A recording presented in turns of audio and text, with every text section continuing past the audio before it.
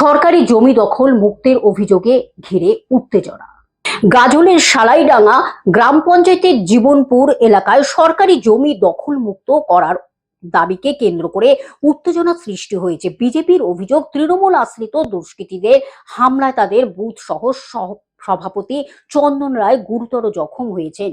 মাথায় হাসুয়া দিয়ে কোপ মারার অভিযোগ উঠেছে। রক্তাক্ত অবস্থায় প্রথমে তাকে গাজল গ্রামীণ হাসপাতালে নিয়ে যাওয়া হয়। সেখানে প্রাথমিক চিকিৎসার পর তাকে মালদা মেডিকেল কলেজ হসপিটালে রেফার করা হয়। এসসি মোর্চার উত্তর মালদা সাংগঠনিক জেলার যে সাধারণ সম্পাদক আছে তার দাদার মাথা ফেটে দিয়েছে, এমন মুখে মেরে মুখেও সেলাই পড়েছে, মাথাও সেলাই পড়েছে, মুখে বলতে ঠোঁটে।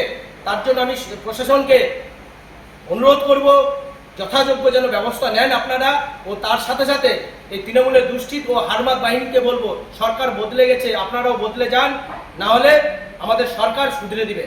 মালদা থেকে অভিষেক দাসের রিপোর্ট, গ্লোব নিউজ।